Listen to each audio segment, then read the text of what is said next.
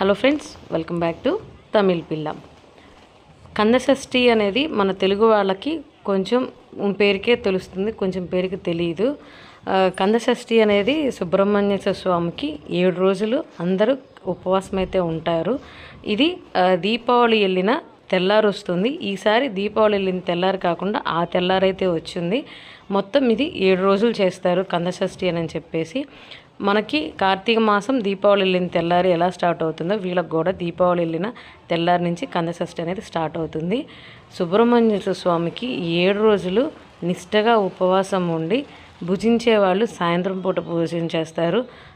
లేదంటే తినలేని వాళ్ళు, తినకుండా ఉండలేని వాళ్ళు మధ్యాహ్నం కానీ ఏదో ఒక 2 సార్లు మాత్రం అలా తిని ఉండగలిగే వాళ్ళు ఉంటారు.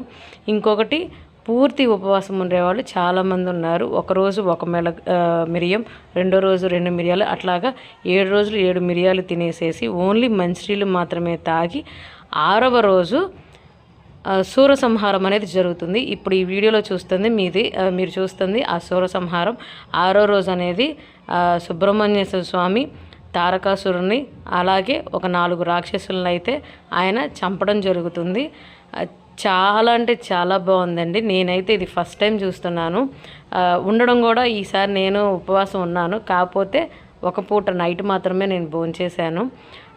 మార్నింగ్ నుంచి మొత్తం వాటర్ తాగేసేసి ఈవినింగ్ మాత్రమే నేను టిఫిన్ చేశాను. లాస్ట్ రోజు తిరుకళ్యాణం అనేది జరుగుతుంది. స్వామివారికి వల్లి దేవసేన సమేత సుబ్రహ్మణ్యేశ్వర స్వామివారికి కళ్యాణం అనేది 7వ రోజు జరుగుతుంది. 6వ రోజు కొన్ని వేల మంది వచ్చారండి ఇదే సూరసంహారానికి. నాకు ఇది చూడటం అయితే ఫస్ట్ టైం 2 కళ్ళు సరిపోలేదండి, అంత బాగుంది. ఇటువైపు రాక్షసులను పట్టుకున్నారు, అటువైపు ఏమో స్వామివారిని పట్టుకొని ఊపుతా ఉన్నారు, పరిగెత్తుతూ ఉన్నారు. మనకు గనక మూవీస్లో చూపించినట్టు యుద్ధానికి వెళ్తుంటే గనక అటు వాళ్ళు ఇటు వాళ్ళు పరిగెత్తుకుంటూ ముందుకెళ్తూ వెనక్కి వెళ్తూ ఎలా అయితే చేశారో, నిజంగా ఆ టైంలో పురాణాల్లో ఎలా అయితే స్వామి తారకాసురుని ఎలా అయితే వధించారో అది కళ్ళకు కట్టినట్టు చాలా అంటే చాలా బాగా చూపించారండి. నాకు ఇది చూడటం అయితే చాలా అంటే చాలా హ్యాపీగా అనిపించింది. ఎప్పుడు చూడలేదు. మన ఆంధ్రాలో అటు సైడ్ మాత్రం చాలా తక్కువ చేస్తారో లేదో కూడా నాకు అంత ఐడియా లేదు. కానీ ఇక్కడైతే నేను బాగా చూశాను. సుబ్రహ్మణ్య స్వామికి దర్శనం చేసుకున్నాను. ఈ వీడియో మీకు పెట్టడం చూపించడం అనేది నాకు చాలా అంటే చాలా సంతోషంగా ఉంది.